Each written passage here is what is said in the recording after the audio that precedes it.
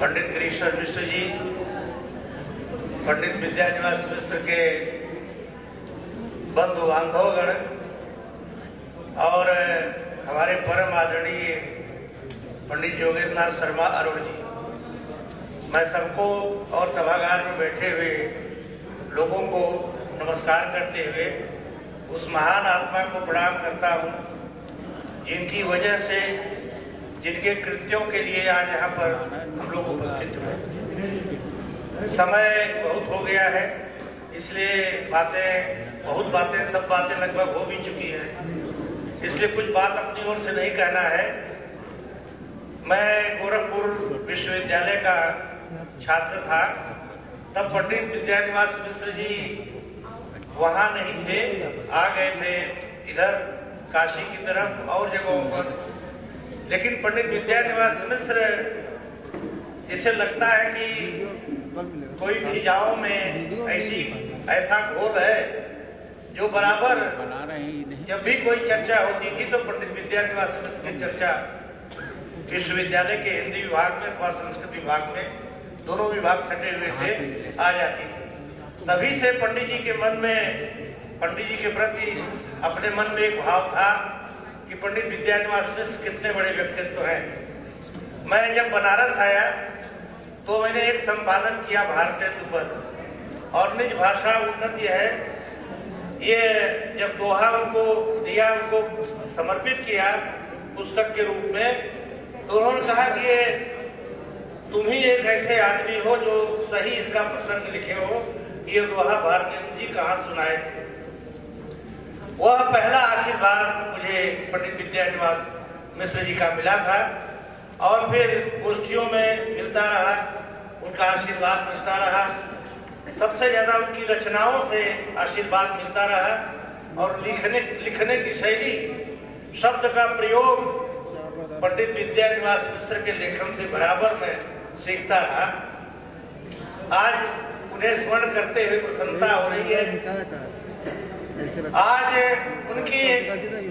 उनकी स्मृति में जो पुरस्कार प्राप्त किए हुए विद्वान गण हैं, पंडित अरुण जी, योगेंद्रनाथ शर्मा अरुण जी, भाई अशोक जी और अर्जुन तिवारी जी, और जो गीतकार हैं, इन सबको मैं बधाई देता हूँ।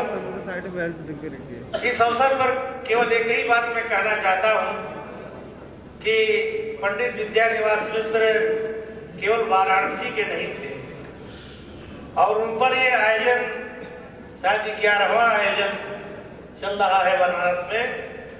मैं उनका कर्म क्षेत्र वाराणसी जरूर रहा है, लेकिन उनका अध्ययन क्षेत्र प्रयाग रहा है।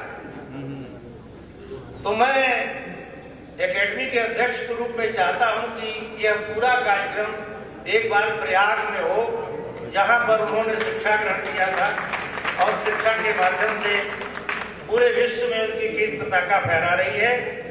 मैं यहाँ जितने लोग बैठे हुए हैं, जितने यहाँ पर मंच पर बैठे हुए हैं, चाहे वो अध्यक्ष हो, चाहे मुख्य अतिथि हो, कोई भी हो, सबको मैं वहाँ निमंत्रित करता हूँ, और 3 दिन की धुआंधार गोष्ठी प्रयाग में भी एक बार मैं चाहता हूँ। अगर उनके परिवार के लोग सहमत हों तो इसके लिए मैं उदारता के साथ अपना सहयोग उसमें करना चाहूँगा।